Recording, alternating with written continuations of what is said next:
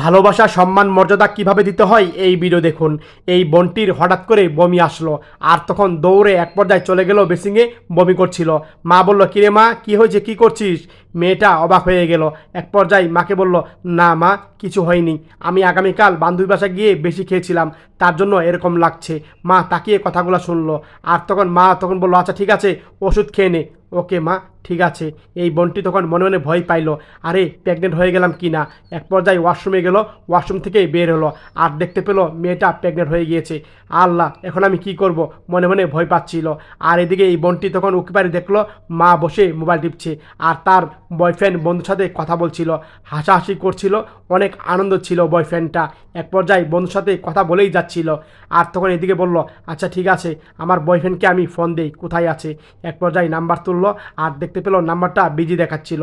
আবার ফোন দিল তখন, আর তখন বললো, দেখ, কথা বলতে বলতেই আমার গার্লফ্রেন্ড ফোন দিয়েছে। আর তখন আবার হাসাহাসি করলো এক পর্যায়ে, আর তখন ফোনটা রিসিভ করছিল না। আর তখন ফোনটা এই বোনটি আবার ফোন দিল। এক পর্যায়ে তখন ফোন গেল, পরে ধীরে রিসিভ করি, নাহলে রাগ করবে রে, এভাবে কথা বললো। আর তখন বললো, ঠিক আছে। আর তখন বললো, হ্যাঁ হ্যালো, আরে ফোন ধরছো না কেন, আরে বলো কী হয়েছে, কল দিয়েছো কেন, আরে দেখো না জরুরি কথা আছে। আর বললো, কী জরুরি কথা? আর দেখো আমি না প্রেগনেন্ট হয়ে গিয়েছি, এখন এখন আমি কি করব, এভাবে কথা বলো। আরে কি বলছো তুমি, মাথা নষ্ট করে দিও না তুমি, কি বলছো প্রেগনেন্ট, এখন এই সময় প্রেগনেন্ট হলে আমি কি করব? আর তোর বলো, আচ্ছা ঠিক আছে, শোনো একটা কথা, সমস্ত ডকুমেন্ট নিয়ে তুমি এই জায়গায় আসো, আমি জায়গা দাঁড়িয়ে আছি, ঠিক আছে? আচ্ছা ঠিক আছে, আসবো আমি। আর এভাবে কথা বললো, আরে মনে দেন থাকে, ঠিক আছে, আরে বাবা মনে থাকবে থাকবে, আসছি আমি, এভাবে কথা বললো। আর তখন ফোনটা রেখে দিল।